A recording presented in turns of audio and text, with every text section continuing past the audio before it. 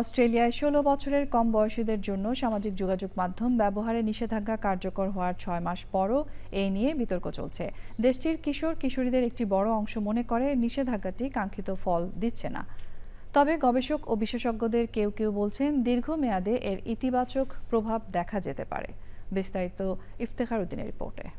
গত বছরের 10 ডিসেম্বর বিশ্বে প্রথম দেশ হিসেবে 16 বছরের কম বয়সীদের জন্য সামাজিক যোগাযোগ মাধ্যম ব্যবহারে নিষেধাজ্ঞা আনে অস্ট্রেলিয়া। এই নিষেধাজ্ঞার আওতায় Snapchat, Facebook, Instagram, Reddit, threads, TikTok, x এবং ইউটিউব সহ বিভিন্ন প্ল্যাটফর্ম অন্তর্ভুক্ত রয়েছে। নিয়ম কার্যকরে ব্যর্থ হলে সংশ্লিষ্ট কোম্পানিগুলোকে সর্বোচ্চ ৪৯.৫ মিলিয়ন অস্ট্রেলিয়ান ডলার জরিমানার মুখে পড়তে হতে পারে। সিডনির একদল তরুণ তরুণী বলেছে এটি কাজ করছে না।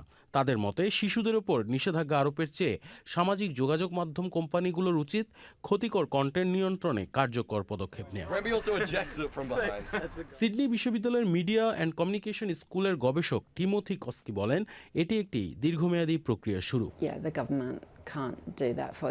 পশ্চিম অস্ট্রেলিয়া বিশ্ববিদ্যালয়ের মনোবিজ্ঞানী ক্যাথরিন মোডেকি মনে করেন সামাজিক যোগাযোগ মাধ্যমের পরিবেশ অনিরাপদ। তরুণদের সুরক্ষা নিশ্চিতে প্ল্যাটফর্ম পরিচালনাকারী কোম্পানিগুলোকে আরও দায়িত্বশীল হতে হবে। 16 বছর বয়সী টাটিজিনিয়া ড্যাগারিনের মতে অভিভাবকদের যেমন দায়িত্ব রয়েছে তেমনি ইনস্টাগ্রামের মতো প্ল্যাটফর্মগুলোর ক্ষতিকর কন্টেন্ট নিয়ন্ত্রণে কার্যকর ভূমিকা পালন করা উচিত। অস্ট্রেলিয়ার এই উদ্যোগ ইতোমধ্যে ফ্রান্স, ডেনমার্ক ও যুক্তরাজ্য সহ বিভিন্ন দেশের আগ্রহ তৈরি করেছে।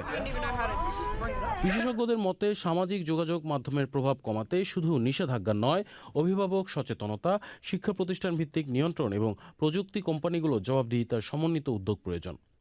Iftekhar Uddin, channel I.